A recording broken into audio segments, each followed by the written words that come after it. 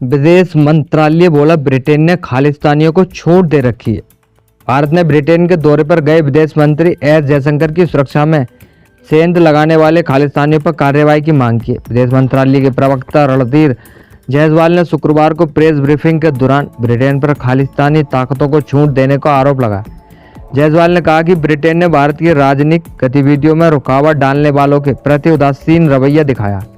दरअसल बुधवार को जब जयशंकर लंदन के चैथम हाउस में एक सत्र में भाग लेने के बाद बाहर निकल रहे थे, तब एक खालिस्तानी समर्थक बैरिकेड्स तोड़कर विदेश मंत्री के कार के सामने आ गया था। इसके अलावा कई खालिस्तानी भारत विरोधी नारे भी लगा रहे थे। इसी दौरान उन्होंने भारत के झंडे को भी फाड़ा। जायसवाल ने बताया कि इस मुद्दे के ब्रिटेन के अधिकारियों के सामने उठाया गया। ब्रिटेन के विदेश मंत्रालय ने भी इस घटना की निंदा की है। विदेशों में खालिस्तानी समर्थक पहले भी भारत विरोधी गतिविधियां करते रहे। ब्रिटेन, कनाडा और अमेरिका जैसे देशों में भारतीय दूतावासों के बाहर ऐसी घटनाएं हो चुकी हैं जिन पर भारत सरकार पहले भी विरोध जता चुकी है। चीन बोला हाथी और ड्रैगन के बीच साझेदारी सबसे अहम है। चीन के विदेश मंत्री वांग यी ने कहा कि भारत और चीन के रिश्तों को बेहतर बनाने का इकलौता रास्ता यह है कि हाथी और ड्रैगन ताल से ताल मिलाकर चलें। दोनों देशों के पास एक दूसरे को नीचा दिखाने की बजाय सपोर्ट करने की वजह ज़्यादा है, इसलिए दोनों मिलकर एक दूसरे की सफलता के लिए सहयोग दें।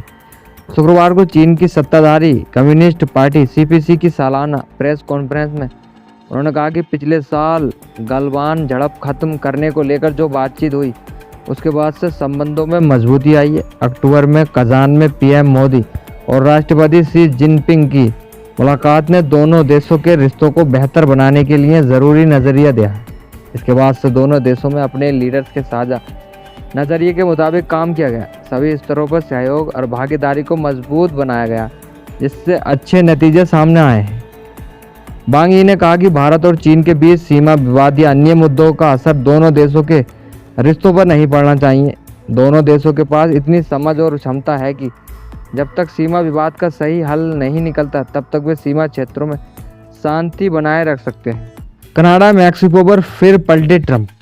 अमेरिकी राष्ट्रपति डोनाल्ड ट्रंप ने कनाडा और मैक्सिको पर 25% टैरिफ लगाने के फैसले को एक बार फिर से 30 दिनों के लिए टाल दिया। ट्रंप ने 4 मार्च को दोनों देशों पर टैरिफ लगाने का ऐलान किया था। इससे पहले भी ट्रंप ने कनाडा और मैक्सिको के कई सामानों पर 4 फरवरी से टैरिफ लगाने का ऐलान किया था, लेकिन इसे लागू होने से एक दिन पहले उन्होंने इसे 30 दिनों के लिए टाल दिया था। इसी बीच ट्रंप ने कनाडा पर टैरिफ लगाने की धमकी और उसे 51वां राज्य बनाने वाले बयान के बाद देश में अमेरिकी सामानों का बायकॉट शुरू हो गया है। कनाडाई मीडिया के मुताबिक वहां पर लोग अमेरिकी सेब छोड़कर दूसरे देशों के सेब खाने लगे। वहीं दुकानदार पिज्ज़ा में कैलिफोर्निया के टमाटर की जगह इटली से आए टमाटर का इस्तेमाल करने लगे हैं। कई दुकानदारों ने अपनी दुकानों में अमेरिकी सामान रखना बंद करने की बात कही है। कई कनाडाई जो कि अपनी छुट्टियां बिताने अमेरिका जाने वाले थे, उन्होंने अपनी छुट्टियां रद्द कर दी। ट्रंप की धमकी ने कनाडा में देशभक्ति की भावना को बढ़ा दिया। 2 महीने पहले कनाडा की लिबरल पार्टी में चुनाव हारने के डर से जस्टिन ट्रूडो के खिलाफ माहौल बन गया था, जिसके बाद उन्होंने पद छोड़ने का ऐलान कर दिया था। अब वहीं लिबरल पार्टी चुनाव जीतने की सबसे बड़ी दावेदार बन गई है। पेरिस में रेलवे स्टेशन के पास वर्ल्ड वॉर 2 का जिंदा बम मिला। लंदन जाने वाली ट्रेन रद्द हुई।